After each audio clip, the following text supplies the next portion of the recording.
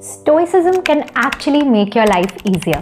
Most people think that being stoic means being emotionless, but in reality, it's closer to being emotion free. If you're the kind of person जो दिन रात यही सोचता है कि काश मेरी लाइफ थोड़ी डिफरेंट होती, थोड़ी अलग होती, तो chances are that you feel anxious and frustrated. The good news is that you can feel better by practicing stoicism in your life. Amor fati एक लैटिन फ्रेज है जिसे सबसे पहले फ्रीडरिक नीचा ने कॉइन किया था in the 19th century to explain stoicism का एक बहुत ही फंडामेंटल लेसन. इंग्लिश में अमोर फाटी का मतलब है लविंग योर फेट, जिसे हम एपिक्टेटस के एक फेमस कोट से भी समझ सकते हैं, which says, "Don't demand that things happen as you wish, but wish that they happen as they do happen." Now this quote sounds like जो होता है अच्छे के लिए होता है, but that's not what it means at all. Accepting things doesn't mean that you have to love or like it. For example, अगर कल आपके घर में चोरी हो जाती है तो you don't have to be happy about it. But you must understand कि overthinking about how your life would be if this bad event had not happened doesn't help anyone anymore. So the next time you feel कि मेरी life ऐसी नहीं होनी चाहिए थी, remind yourself कि whether I like it or not, it has happened and now I'm here. For example, you think that I shouldn't have made that stupid choice, and then you remind yourself that yet it has happened and now I'm here. To accept it and move forward, you say something like, okay, it happened. Now what? This puts your brain into problem solving mode instead of keeping you stuck. We are all going to die. तो कुछ भी करने का क्या फ़ायदा? इस तरह से सोचने को नाइलिज्म कहते हैं, पर इस तरह सोचने का भी क्या फ़ायदा? Instead of this, there's another philosophy that can make your life more meaningful and less directionless. In Stoicism, there's a concept called memento mori, meaning remember you must die.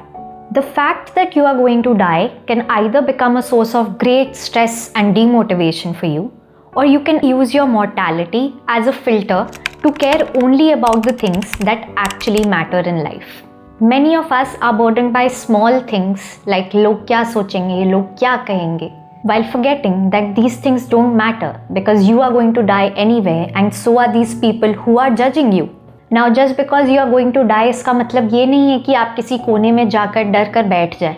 On the other hand, awareness about your death or mortality should motivate you to try things instead of becoming paralyzed by the fear of things that don't really matter. Of course, this doesn't mean that you should stop fearing everything and just start taking risks. That's just stupid. Memento mori allows you to put fear into perspective, to know that some things will and some things won't matter on your deathbed. So in practice, when you're in a dilemma deciding what to do and what not to do, ask yourself the following questions. Do I want to spend my limited time on this?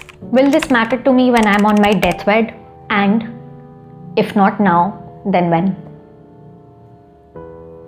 Prevention is better than cure. शायद इसी reason से we all imagine the worst case scenarios and walk ourselves through it over and over. However, if you let yourself spiral uncontrollably, it's only going to make you feel like shit.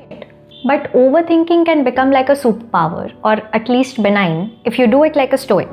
Negative visualization को Latin में premeditatio malorum कहते हैं, and the stoics think that it's actually good for you. For example, Seneca said, he robs present ills of their power who has perceived their coming beforehand. मतलब जो इंसान पहले ही समझ जाता है कि आगे क्या मुश्किलें आने वाली हैं, उन मुश्किलों का प्रेजेंट पे उतना कोई पावर नहीं रहता.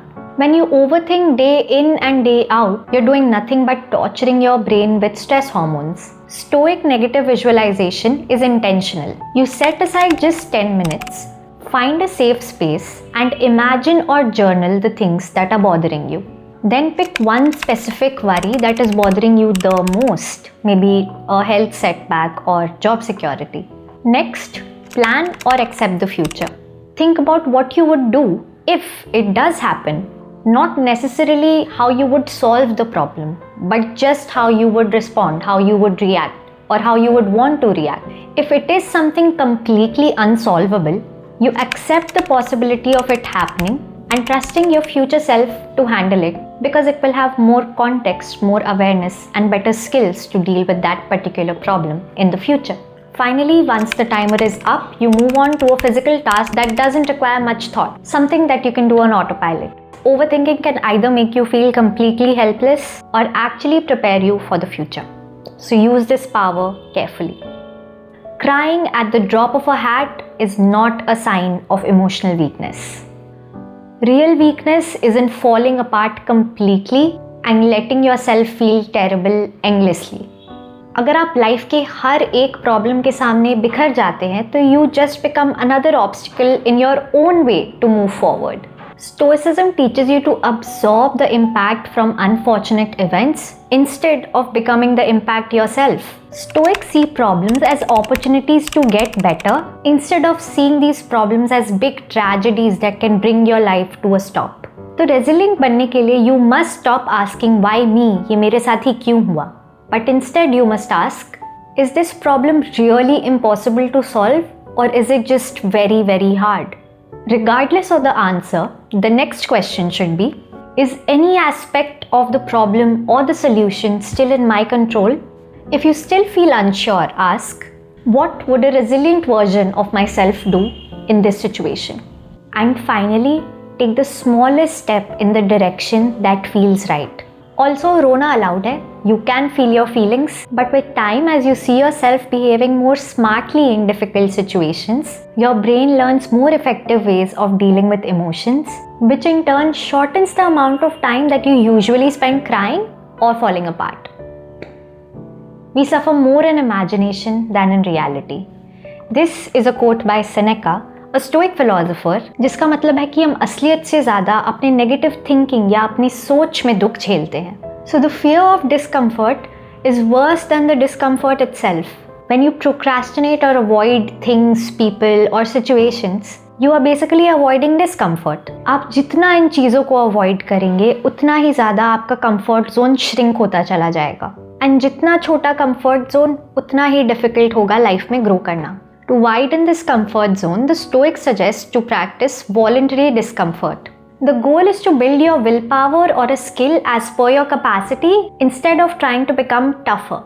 For example, taking public transport instead of a cab, or maybe going on a solo date if that makes you feel insecure.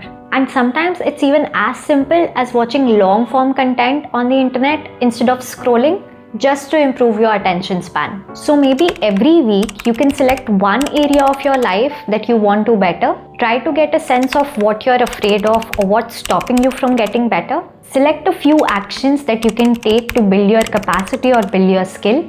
And finally, on the weekend, you can reflect on how much your capacity has developed over the week.